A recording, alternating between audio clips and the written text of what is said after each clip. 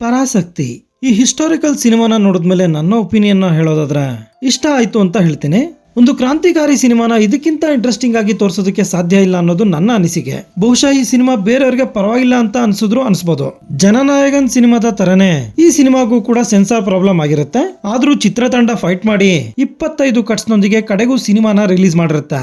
ಸಿನಿಮಾದಲ್ಲಿ ಹಿಂದಿ ವಿರುದ್ಧ ಕೆಲ ಆಕ್ಷೇಪಾರ್ಹ ಮಾತುಗಳಿದ್ದು ಅದನ್ನ ಕಟ್ ಮಾಡ್ತೀವಿ ಅನ್ನೋದು ಸೆನ್ಸಾರ್ ಅವರ ವಾದವಾಗಿತ್ತಂತೆ. ಆದ್ರೆ ಆ ದೃಶ್ಯಗಳನ್ನ ಅಥವಾ ಸಂಭಾಷಣೆಯನ್ನ ಕಟ್ ಮಾಡಿದ್ರೆ ಸಿನಿಮಾದ ಸೋಲ್ ಹೋಗ್ಬಿಡುತ್ತೆ ಅನ್ನೋದು ಸಿನಿಮಾ ತಂಡದ ವಾದವಾಗಿತ್ತು. ಈ ಕಾರಣದಿಂದಲೇ ಸಿನಿಮಾ ನೋಡ್ತಿರ್ಬೇಕಾದ್ರೆ ಸಾಕಷ್ಟು ಸಂಭಾಷಣೆಗಳು ಮ್ಯೂಟ್ ಆಗಿರೋದನ್ನ ನೀವು ಗಮನಿಸಬಹುದು.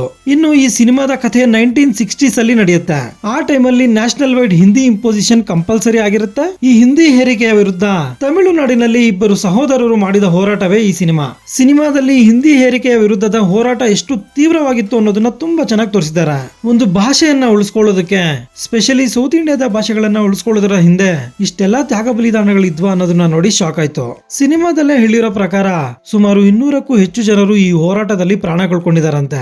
ಈ ಸಿನಿಮಾ ಹಿಂದಿ ವಿರುದ್ಧ ಅಲ್ಲ, ಬದಲಿಗೆ ಹಿಂದಿ ಹೇರಿಕೆಯ ವಿರುದ್ಧ ಅನ್ನೋದನ್ನ ನಿರ್ದೇಶಕರು ಸಿನಿಮಾದುದ್ದಕ್ಕೂ ಸಾರಿ ಸಾರಿ ಹೇಳಿರ್ತಾರೆ. ಹಾಗಾಗಿ ಸಿನಿಮಾದಲ್ಲೆಲ್ಲೂ ಕೂಡ ಹಿಂದಿ ವಿರುದ್ಧ ಅವಹೇಳನಕಾರಿ ಮಾತುಗಳು ಕೇಳಿ ಬರಲ್ಲ. ಹಾಗೆ ಈ ಹೋರಾಟ ಕೇವಲ ತಮಿಳುನಾಡಿಗೆ ಮಾತ್ರ ಸೀಮಿತವಾಗಿರಲಿಲ್ಲ. ಕನ್ನಡ, ತೆಲುಗು, ಮಲಯಾಳಂ, ಮರಾಠಿ ಹಾಗೂ ಬಂಗಾಳಿ ಭಾಷಿಗರು ಕೂಡ ಈ ಹೋರಾಟದಲ್ಲಿ ಪಾಲ್ಗೊಂಡಿದ್ದಾರೆ ಅನ್ನೋದನ್ನ ಸಿನಿಮಾದಲ್ಲಿ ತೋರಿಸಿದ್ದಾರೆ. ನಮ್ಮ ಕನ್ನಡದಿಂದ ಡಾಲಿ ಧನಂಜಯ ಅವರು ಒಂದು ಸಣ್ಣ ಕ್ಯಾಮಿಯೋದಲ್ಲಿ ಕೂಡ ನಟಿಸಿರ್ತಾರೆ. ಆಗಿನ ಜನ ಯಾಕೆ ಹಿಂದಿ ಹೇರಿಕೆಯ ವಿರುದ್ಧ ಸಿಡಿದಿದ್ರು ಅನ್ನೋದನ್ನ ಸಿನಿಮಾದಲ್ಲಿ ರೀಸನ್ ಸಮೇತ ತೋರಿಸಿರ್ತಾರೆ. ಸಿನಿಮಾದ ಡ್ಯೂರೇಷನ್ ಸುಮಾರು 2.5 ಗಂಟೆ ಇರುತ್ತೆ. ಇಲ್ಲಿ ಕೆಲ ಅನಾವಶ್ಯಕವಾದ ಹಾಡುಗಳಿದ್ದು ಅದನ್ನ ಎಡಿಟಿಂಗ್ ಅಲ್ಲಿ ಆರಾಮಾಗಿ ತೆಗೆದಾಕಬಹುದಾಗಿತ್ತು. ಇನ್ಫ್ಯಾಕ್ಟ್ ಈ ಹಾಡುಗಳು ಸಿನಿಮಾದ ಸ್ಪೀಡ್ ಅನ್ನ ಕಡಿಮೆ ಮಾಡಿದೆ ಕೂಡ. ಬಟ್ ಜಿ ವಿ ಪ್ರಕಾಶ್ ಕುಮಾರ್ ಅವರ ಬಿಜಿಎಂ ಚೆನ್ನಾಗಿತ್ತು. ಸೂರ್ಯ ಪೊಟ್ರು ಸಿನಿಮಾನ ಡೈರೆಕ್ಟ್ ಮಾಡಿದಂತ ಸುಧಾ ಕುಂಗರ್ ಅವರು ಈ ಸಿನಿಮಾನ ಕೂಡ ಡೈರೆಕ್ಟ್ ಮಾಡಿರ್ತಾರೆ. ಇವರಿಂದ ಬಂದಂತ ಮತ್ತೊಂದು ಒಳ್ಳೆಯ ಸಿನಿಮಾ ಅಂತ ಹೇಳ್ಬೋದು. ಇವರ ಪ್ರತಿ ಸಿನಿಮಾದಲ್ಲೂ ಹೀರೋ ಜೊತೆಗೆ ಹೀರೋಯಿನ್ಗೂ ಕೂಡ ಒಂದೊಳ್ಳೆ ಪಾತ್ರ ಇರುತ್ತೆ. ಬಟ್ ಈ ಸಿನಿಮಾದಲ್ಲೂ ಕೂಡ ಆಲ್ಮೋಸ್ಟ್ ಟ್ರೈ ಮಾಡಿದ್ದಾರೆ. ಇನ್ಫ್ಯಾಕ್ಟ್ ಶ್ರೀಲೀಲಾ ಅವರ ಕೆರಿಯರ್ ಅಲ್ಲಿ ಅವರು ಮಾಡಿದಂತ ಬೆಸ್ಟ್ ಪರ್ಫಾರ್ಮೆನ್ಸ್ ಅಂತ ಹೇಳಿದ್ರೆ ತಪ್ಪಾಗಲ್ಲ.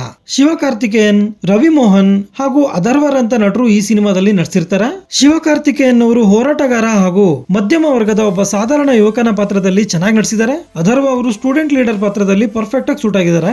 ಇಷ್ಟು ದಿನ ಹೀರೋ ಪಾತ್ರದಲ್ಲಿ ನಟಿಸಿದ್ದಂತ ರವಿ ಮೋಹನ್ ಅವರು ಈ ಸಿನಿಮಾದಲ್ಲಿ ವಿಲನ್ ಪಾತ್ರದಲ್ಲಿ ನಟಿಸಿರ್ತಾರೆ. ತೆರೆ ಮೇಲೆ ಇವ್ರನ್ನ ನೋಡ್ತಿದ್ರೆ ನಮ್ಗೆ ಸಿಕ್ಕಾಪಟ್ಟೆ ಕೋಪ ಬರುತ್ತೆ.